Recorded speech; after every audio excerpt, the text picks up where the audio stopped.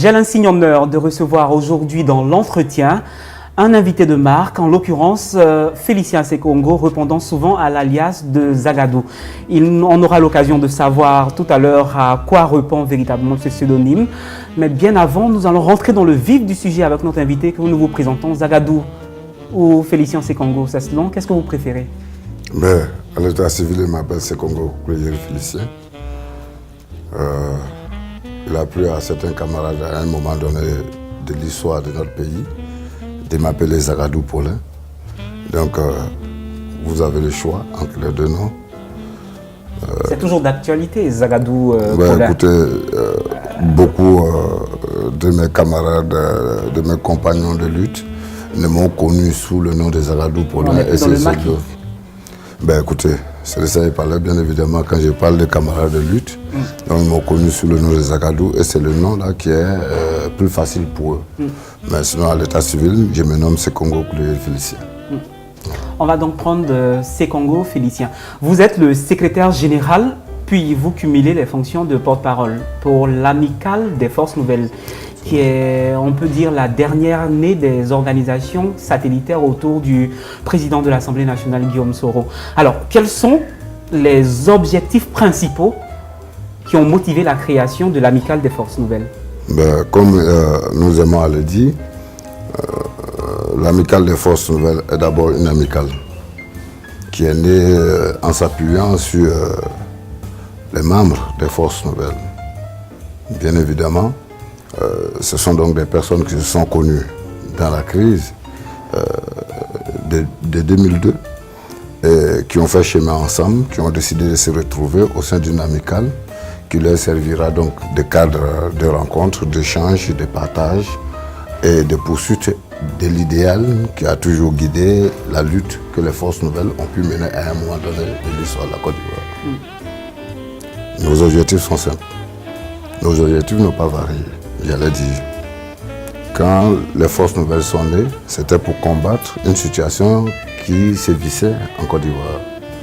Il y avait donc la question de l'ivoirité, qui a généré un clivage social en Côte d'Ivoire, qui a provoqué ce qu'on pourrait appeler l'exclusion d'une partie des populations ivoiriennes.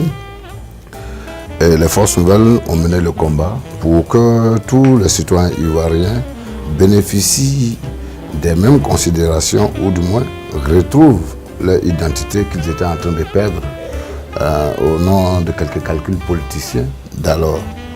Alors nous nous sommes battus et notre idéal est resté le même, poursuivre non seulement la démocratisation de la Côte d'Ivoire, notre pays, mais au-delà, parvenir au-delà donc de la démocratie, parvenir à faire en sorte que la Côte d'Ivoire devienne une véritable nation, une et indivisible, où chaque citoyen bénéficiera des libertés les plus élémentaires.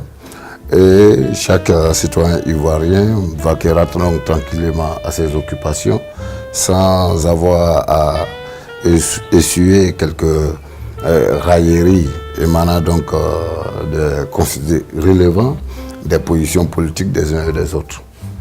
Donc nous restons donc focus sur notre idéal, l'idéal de démocratisation du pays, l'idéal de liberté pour tous, l'idéal de nation, l'idéal donc de développement de notre pays. Je vous prends au mot, vous parliez d'idéal de démocratisation de la Côte d'Ivoire. Est-ce à dire qu'on connaît une panne dans le processus démocratique en Côte d'Ivoire? Vous savez, la Côte d'Ivoire a connu une crise ouverte en 2002. Nous nous sommes battus, nous sommes à travers donc, le président de l'Assemblée nationale actuelle, qui était le secrétaire général des Forces Nouvelles. Il a mené un combat pour que la Côte d'Ivoire connaisse des élections démocratiques. Malheureusement, au sortir des élections démocratiques, il y a eu ce qu'on a appelé la crise post-électorale. De notre avis, d'aucuns diraient donc que la crise post-électorale est finie. Mais de notre point de vue, la crise post-électorale perdure, vu que des citoyens ivoiriens continue donc de souffrir les affres de cette crise post-électorale. Et donc, la démocratisation de la Côte d'Ivoire est encore en friche, est encore donc à parfaire, vu que bien évidemment nous pensons que les libertés ne sont pas encore totales en Côte d'Ivoire, parce qu'aujourd'hui il est difficile de parler sans risquer d'être intimidé, sans risquer d'être menacé, de se retrouver derrière les barreaux.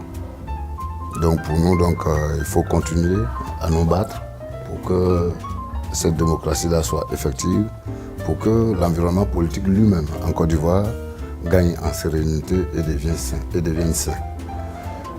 Nous avons des pays qui existent, qui ont réussi la démocratisation de leur pays, si je peux le dire ainsi.